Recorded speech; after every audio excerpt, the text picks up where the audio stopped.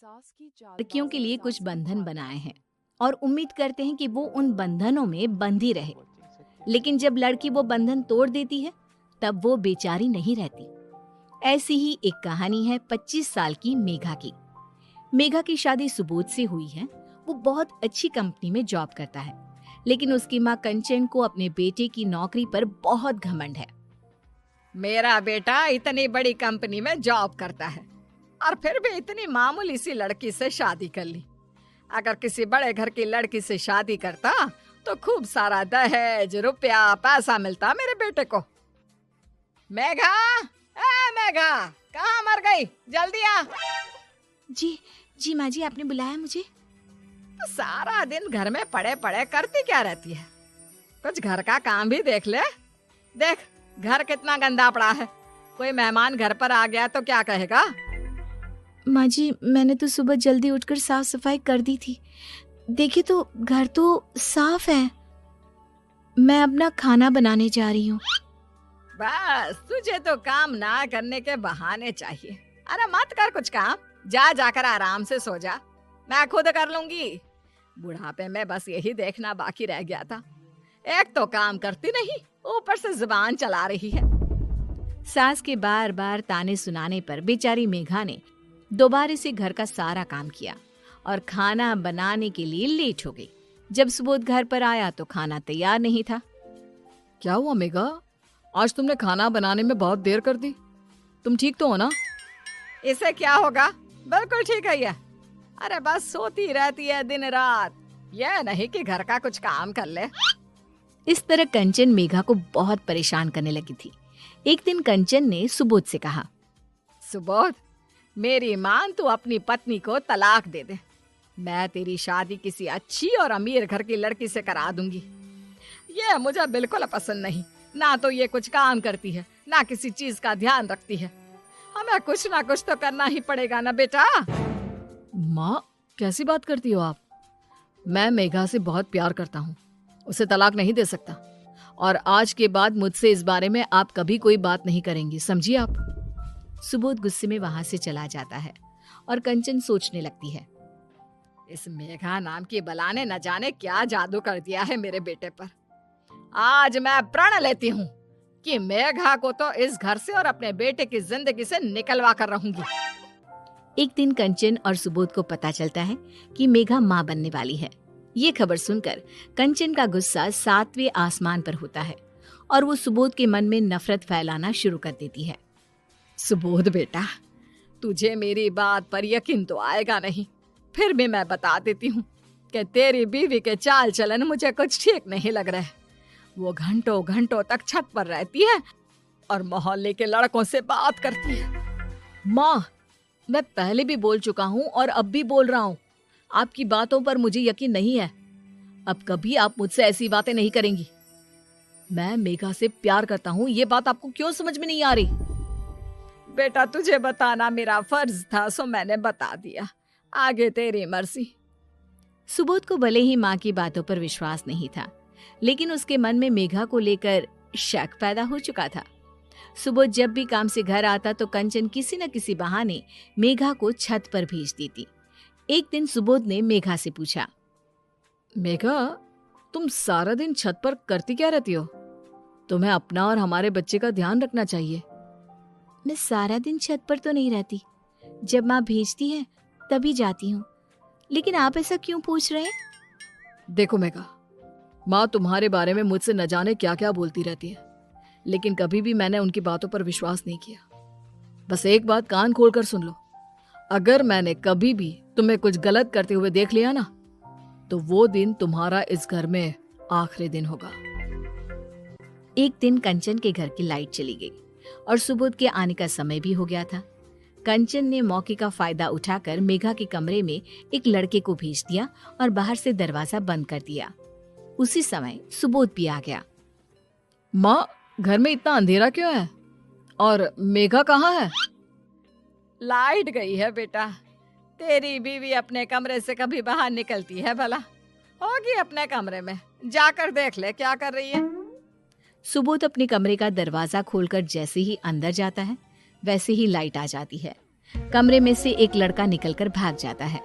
सुबोध गुस्से से मेघा से पूछता है, मेघा, कौन था ये और तुम्हारे साथ कमरे में क्या कर रहा था? मुझे नहीं पता सुबोध, मैंने भी इसे लाइट आने के बाद देखा। कमरे में इतना अंधेरा था कि मुझे कुछ दिखाई नहीं दे रहा था। माँ मुझे हमेशा समझाती रही कि तुम अच्छी नहीं हो, तुम्हारा कई लड़कों के साथ चक्कर चल रहा है, लेकिन मैंने माँ की बात कभी नहीं सुनी। मैंने तुमसे कहा था ना कि अगर ऐसा कभी हुआ तो मैं तुम्हें घर से निकाल दूंगा। सुबोध, ये क्या कहे जा रहे हो? ये सब सच नहीं है। आप मुझ पर शक कर रहे हो? मेघा ने अपनी सफाई में बहुत कुछ कहा, लेकिन सुबोध अपनी माँ के फैलाए जाल में फंस चुका था। उसने अपनी पत्नी की एक भी नहीं सुनी और उसको धक्के मारकर घर से निकाल दिया। अब कंचन का रास्ता साफ था। उसने सुबोध की शादी अमीर घर की लड़की सौम्या से करवा दी, जो अपने साथ बहुत सारा दहेज लाई थी। अब आई है मेरे बेटे के टक्कर की बहू। अच्छा हुआ उस कलमुही से मेरा और मेरे बेटे का पीछा छूट गया। सौम्या और सुबोध की शादी को कई दिन बीत गए। कंचन ने सौम्या को घर के काम में हाथ बटाने के लिए कहा तो सौम्या ने अपनी सास को 4 बातें सुना दी। माँ जी, मैं यहाँ आपके घर का काम करने नहीं आई हूँ। आप तो दिन भर लेटी रहती हो, थोड़ा काम कर लोगी तो आपका कुछ बिगड़ नहीं जाएगा। मुझे वैसे भी दिन भर बहुत काम होते हैं। कंचन को सौम्या की बात सुनकर बहुत बुरा लगा।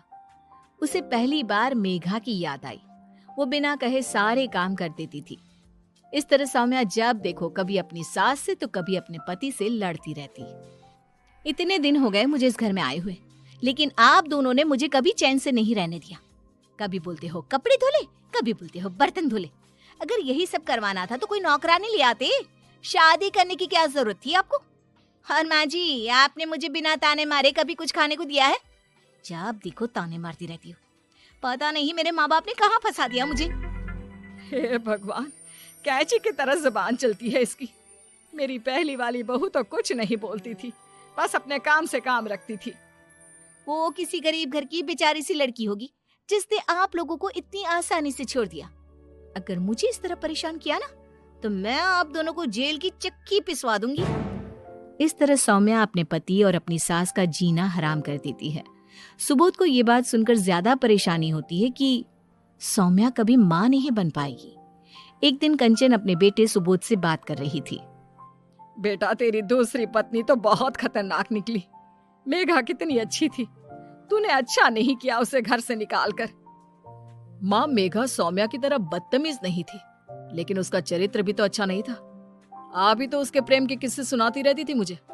अगर उस दिन कमरे में मैं उसे किसी और लड़के के साथ नहीं देखता तो शायद मैं उसकी सच्चाई कभी नहीं जान पाता। नहीं बेटा सुबोध, वो गलत नहीं थी। मैंने ही बार बार तेरे दिल में शक भरा और उस लड़के को मैंने ही पैसे देकर मेघा के कमरे में भेजा था ताकि तू सब कुछ अपनी आंखों से देख ले और उसे घर से निकाल दे। ये बात सुनकर सुबोध को बहुत गुस्सा आया, लेकिन सुबोध कुछ बोल पाता उससे पहले ही सौम्या ने सारी बातें सुन ली थी। छी माँ जी, कितनी घटिया सोच है आपकी। कोई अपनी बहू के साथ ऐसा कैसे कर सकता है? मुझे तो यकीन नहीं हो रहा। अब मैं इस घर में 1 मिनट नहीं रुक सकती। इस तरह सौम्या घर छोड़कर चली जाती है और अपने ससुराल वालों पर घरेलू हिंसा का केस कर देती है। सुबोध को हर महीने खर्चे के रूप में मोटी रकम सौम्या को देनी पड़ती है। इससे उनका अपना खर्चा भी पूरा नहीं हो पाता। मुझे अपने बेटे की नौकरी पर कितना घमंड था, लेकिन अब बेटे की नौकरी के पैसों से भी घर का खर्च चलाना मुश्किल हो रहा है। बेटा, तू मेघा को वापस ले आ। क्या पता वो हमें माफ कर दे तो हमारे घर की सारी परेशानियां दूर हो जाए। माँ की बात मानकर सुबोध मेघा के घर चला जाता है। वो देखता है कि मेघा एक छोटे से बच्चे के साथ खेल रही है। वो किसी अच्छी कंपनी में जॉब करती है। मेघा सुबोध को देखकर तीखे स्वर में बोलती है, आप कौन सा नया इल्जाम देने आए हो सुबोध? मुझे माफ कर दो मेघा, मैंने तुम्हें गलत समझा। इसमें मेरी कोई गलती नहीं थी। माँ ने मुझे जो दिखाया मैंने वही देखा। मेघा, ये बच्चा हमारा है ना? नहीं सुबोध, ये बच्चा सिर्फ मेरा है। इसके और मेरे साथ तुम्हारा रिश्ता तभी खत्म हो गया था जब तुमने मुझ पर शक करके अपने घर से निकाल दिया था। मुझे माफ कर दो मेघा, तुम मेरे साथ चलो। तुम अकेले इस बच्चे को कैसे पालोगी? नहीं सुबोध, अब मैं नहीं आ सकती। अब मैं वो बेचारी मेघा नहीं जिसे तुमने घर से निकाला था। अब मैं अपने पैरों पर खड़ी हूँ। अपने बच्चे की परवरिश तुमसे अच्छी तरह कर सकती हूँ। सुबोध ने मेघा से बहुत माफी मांगी, लेकिन मेघा ने अपने आत्मसम्मान को ऊपर रखकर सुबोध को वापस भेज दिया। कुछ दिनों बाद सुबोध ऑफिस में उदास बैठा था। तभी उसे पता चला कि उसका नया मैनेजर आने वाला है। जब सुबोध के ऑफिस में नए मैनेजर की एंट्री हुई तो वो कोई और नहीं बल्कि उसकी पहली पत्नी मेघा ही थी। मेघा अब अपने पति से ज्यादा कामयाब हो चुकी है और उसने ये साबित कर दिया है कि लड़की बेचारी नहीं होती है।